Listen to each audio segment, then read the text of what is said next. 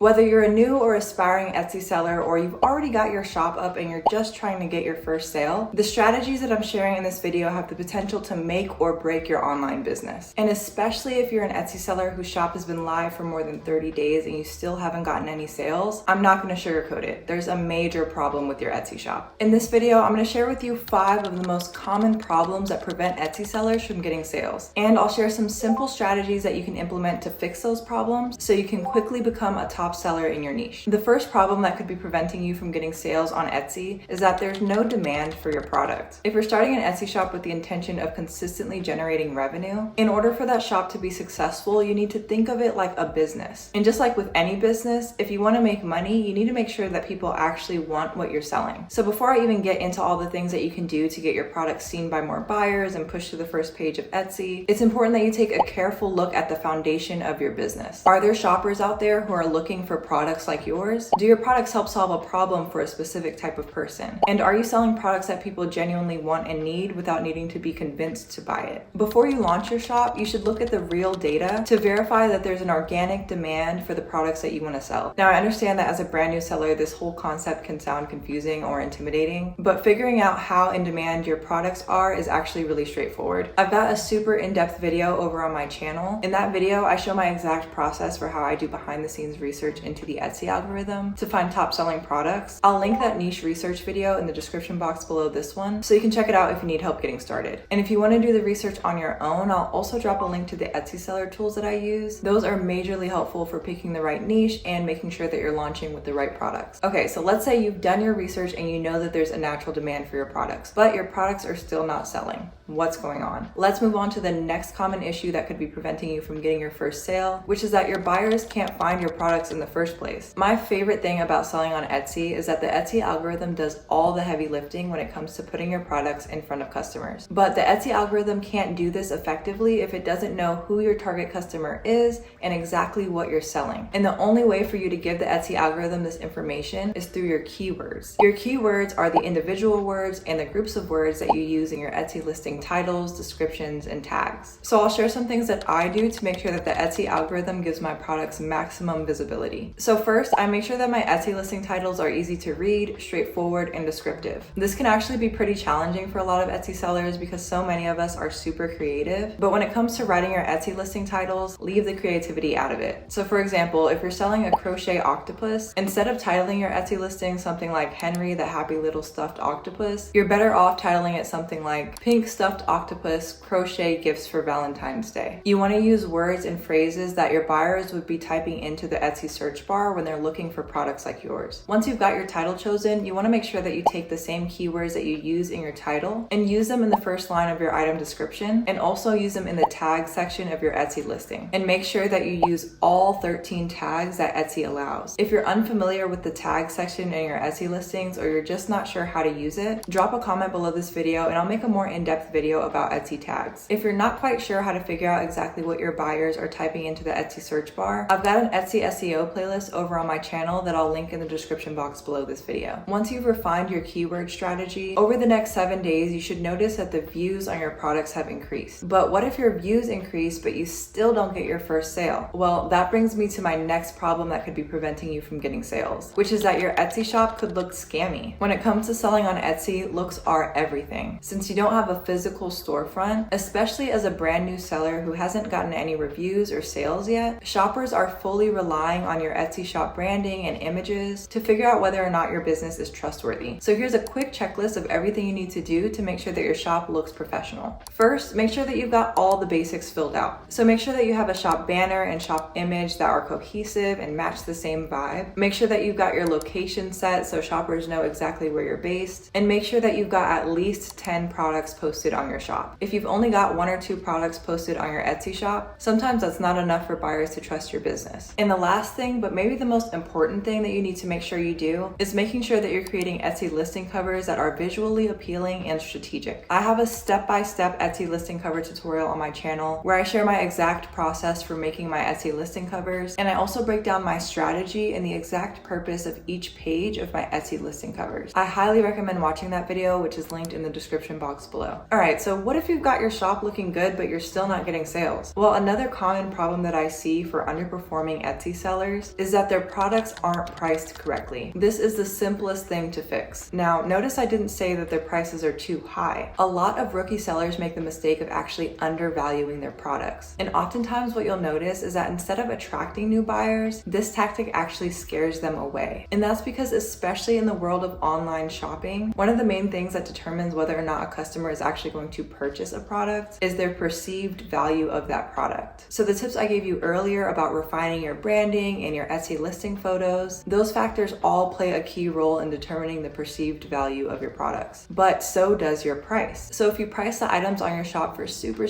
cheap, shoppers are going to think that the quality of your products are really low. It's a sort of you get what you pay for mentality. And of course, as a brand new seller, you don't want to price your products too high. Very few shoppers will want to buy a higher priced item from a brand new seller with no reviews when they could buy the exact same type of product at a reasonable price from an Etsy seller with 5-star reviews. So here's how to make sure that your products are priced correctly. So first, you want to take a look at top sellers in your niche. You can do this by searching for products like yours in the Etsy search bar, or you can use an Etsy seller tool if you want this process to be a little bit faster. Once you've identified some best-selling products that are similar to the product that you want to sell, make sure that you price your products similarly to those products. You don't want to price your products any more than 5% lower or higher. Now, once you've got your base prices set, you can run a 15 to 30% sale on your entire shop for the first few days of your launch. Running a sale is totally fine and it won't hurt your perceived value, and it's a great way to get a visibility boost and a sales boost when you're first getting started. But make sure that your base price is reasonable and matches that of your competitors. Now let's get into the last problem that could be preventing your shop from getting sales. I hear this all the time in Facebook groups and YouTube comments, and this is a super common issue, especially amongst new sellers. So many new sellers view the Etsy algorithm as something to conquer rather than as a tool that they can utilize to their advantage. Without even knowing it, you might be working against the Etsy algorithm instead of giving it what it needs to help you grow. Getting your products to rank on the first page of Etsy search is actually really simple, even as a brand new seller, as long as you implement the right strategy. There's a video on my channel called How to Get Your First 100 Sales on Etsy in 30 Days. In that video, I break down my step-by-step, day-by-day Etsy shop launch plan that's designed to quickly help you become a top seller in your niche. If you've made it to this part of the video, you're already on day 1 of my 30-day plan. So if you want to take your next step to get your first 100 sales this month, you can meet me over at that video, which will pop up at the end of this one. Don't forget to give this video a like if you found it helpful, and subscribe so you don't miss my future videos. You can find all of the guides and tutorials that I mentioned in this video on my free Etsy seller course over on my channel. I add new videos to that playlist based on the questions that I get in the comments. So drop a comment if there's anything you need help with, and let's grow your business together.